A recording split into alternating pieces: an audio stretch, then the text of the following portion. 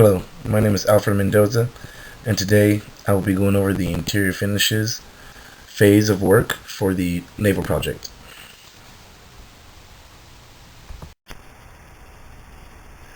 So here on the left, there's an image that shows um, two different colors of arrows. One is the entrance, one is the exit path.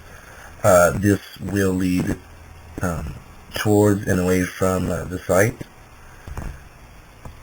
Here on the right is a more detailed job layout, which shows again the arrow's path of entering, where it has the laydown area where we will set materials and tools and such, and the exit route, which makes it very easy to access. And the project site is just down the street, so it shouldn't be much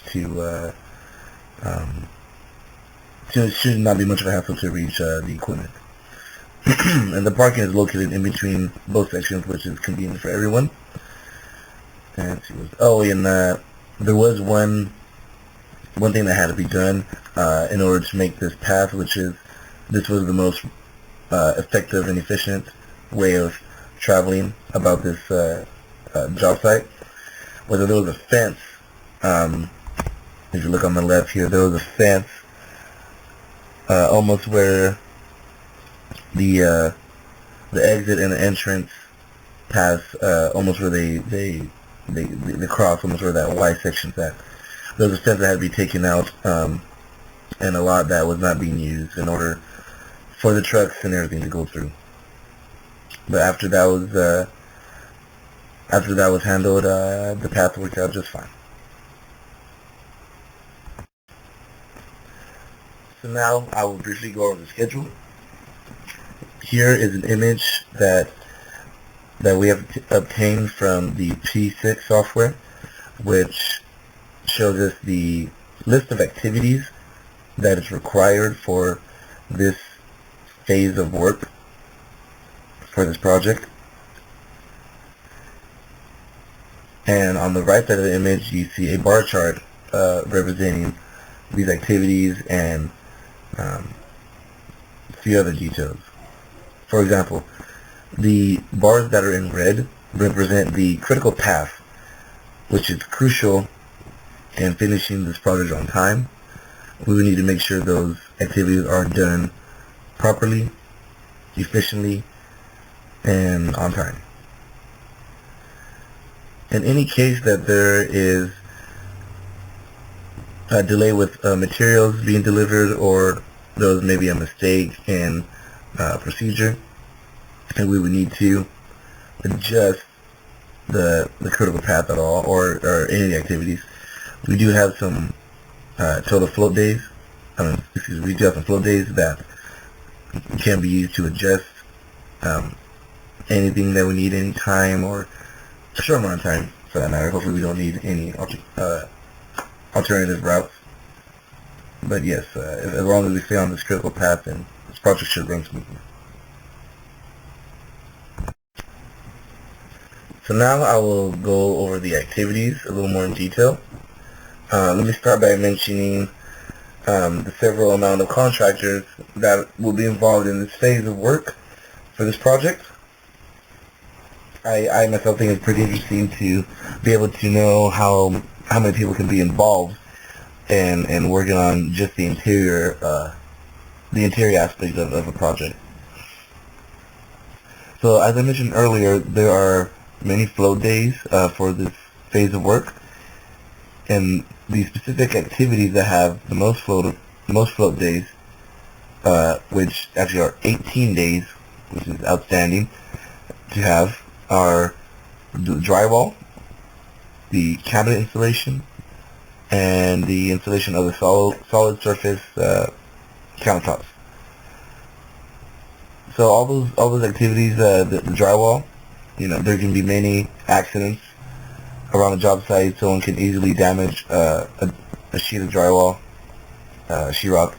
They can be cracked during delivery, or during the process of installation. They can be damaged. So it's nice to have many float days for that, in case there needs to be any order placed or anything similar of that nature. The cabinets should not have any problems unless there is a late delay of delivery for the cabinets, but they should already be prefabricated, just ready to install. But if not, if extra time is needed, there is time given for the flow days. The same goes for the solid surface countertops that will be placed, that will be installed in the break room.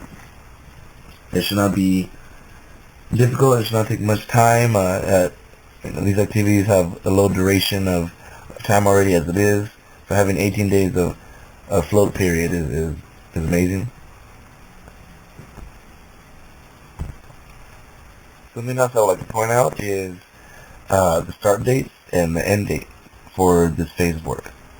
So the start date will be on the 2nd of June 2014, and it will end approximately on the 9th of July of 2014. And this is roughly a month's time of work, so that's not very long for the interior finishes. So this project should be fairly quick as far as going up, the building of it goes.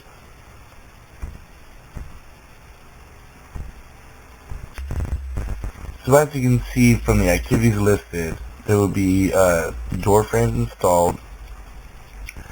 There will be lights, obviously, for the rooms. Will be put up in the ceilings. The drywall and the paint will go as well, all the way around, into the studs. The cabinets will be placed where they need to be, and they should be already put together, just delivered to the site. The acoustic ceiling, same as well, should be easily installed. Solid surfaces should not take long, and should not be they should be hassle-free. All the lighting will be completed. The doors will not be installed into those frames. The hardware, such as a door opener, which I believe is only one automatic that needs to be installed. And then the tiles in the bathroom, I believe, and the flooring. And then the benches as well. Oh, and also the cubbies. These would be installed in certain areas of the site. As well as the rubber baseboard and the touch-ups. And the acoustic tiles. So this phase of work is, it's like all the final product you would see in a room, or in in this case, a break room, as well as a bathroom, and such various items like that. So some other details of the phase of work that I would like to touch upon is, first of all, some exclusions, which would be activities such as installing the insulation into the framing. We are not responsible for that in this phase of work. Same as any adjustments to the framing, and by that I mean any studs that may have been misaligned, or any framework that may be crooked, or any studs that are warped. We are not responsible for removal, or for removing these studs and replacing them. That is the job for whoever is in charge of framing for the project, the structural framing of it. The plumbing attachments for the solid surface finishes, everything that will be going around that, around the countertops and such, and the bathrooms, and as well as the break room. Those will be handled by the plumbing subcontractor. So there's nothing really to be connected there as far as the water line goes, or anything like that. And as I mentioned before, there will be lights installed, but the wiring should be taken care of. The rough electric work should already be done, and not in our line of work. Not in our phase of work. There was a couple of assumptions that had been made. The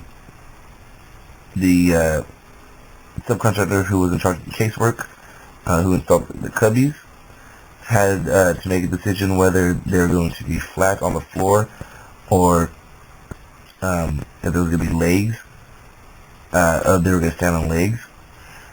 The plans and specs were not specific enough to determine whether or not, or to determine whether process or which way to install these cubbies should have been taken.